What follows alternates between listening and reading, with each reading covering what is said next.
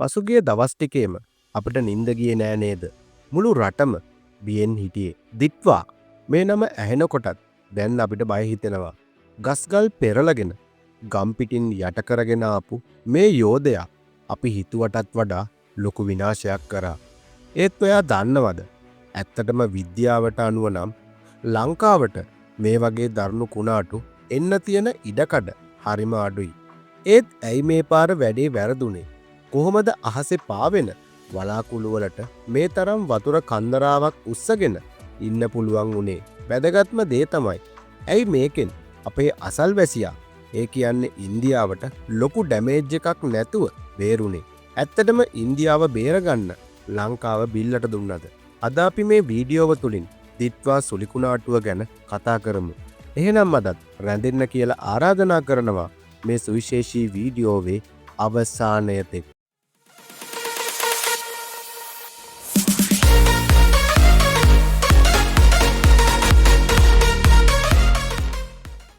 අපි මුලින්ම බලමු කොහොමද මේ වගේ යෝධෙක් උපදින්නේ කියලා. මේක හරියට ලිපක් උඩ තියපු වතුර හැලියක් වගේ වැඩක්.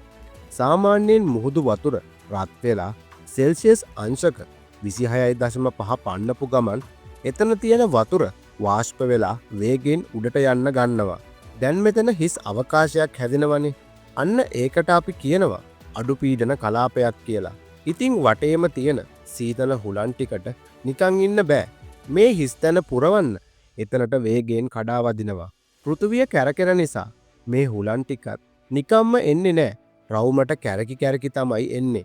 අන්න එතකොට තමයි දිට්වා කුණාටුව පොඩි බබෙක් වගේ බෙන්ගාල බොක්ක පැත්තේ ඉපදුනේ. හැබැයි එයාට ලොකු වෙන්න අවශ්‍ය කෑම, ඒ කියන්නේ උණුසුම් ජල වාෂ්ප දිගටම ලැබුණ නිසා මෙයා දවස් කීපයක් ඇතුළත යෝධයෙක් වුණා. දැන් ඔයාලට මේ වගේ ප්‍රශ්නයක් ඇති වෙන්න පුළුවන්. අපි ඉන්නේ සමකය ළඟනේ. සමකය ළඟ කුණාටු හැදෙන්න බෑ කියලා අපි ඉස්කෝලේ කාලේ ඉගෙන ගත්තනේ කියලා. ඔව්, කතාව ඇත්ත. සාමාන්‍යයෙන් පෘථුවිය කැරකෙන වේගයත් එක්ක සමකය ළඟදී උලන් කරකවන්න අවශ්‍ය බලය හරිම අඩුයි. ඒත් දැන් කාලගුණය වෙනස් වෙලා මුහුද ඕනවටත් වඩා රත් වෙලා. ඒ නිසා දිට්වා කුණාටුවට පුළුවන් වුණා නීති කඩන්න.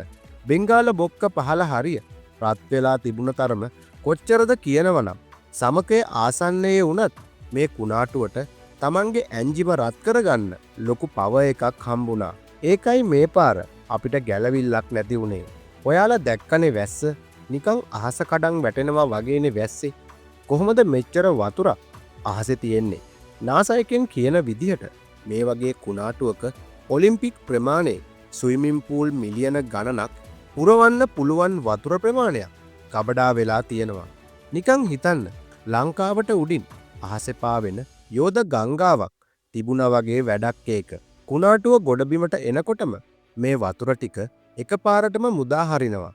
අපේ පොළවට දරාගන්න බැරි වුණෙත් අන්න ඒකයි. දැන් එමු වැදගත්ම ප්‍රශ්නෙට.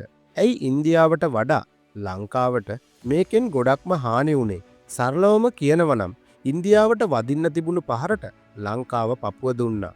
දිට්වා කුණාටුව උපරිම බලයෙන් ක්‍රියාත්මක වුණේ හරියටම ලංකාවට ඇතුල් වෙන වෙලාවේ.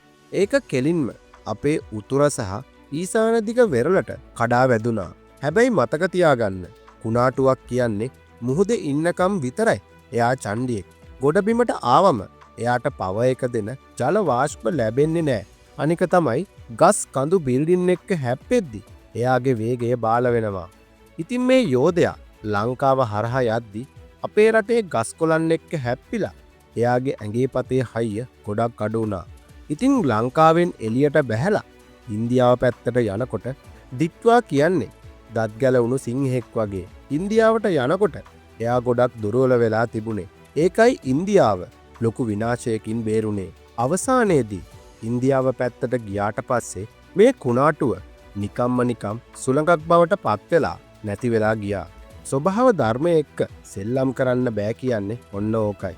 ඉස්සරහට මේ වගේ දේවල් මීට වඩා වෙන්න පුළුවන් කියලා තමයි විද්‍යාඥයෝ කියන්නේ. ඔයාලගේ පැත්තට මේක බලපෑවේ කොහොමද? පහලින් කමෙන්ට් කරගෙන යන්න. ඒ වගේම මේ වගේ දේවල් වල ඇත්ත නැත්ත දැනගන්න මිස්ටර් නීරෝ අපිව සබ්ස්ක්‍රයිබ් කරන්න අමතක කරන්නත් එපා.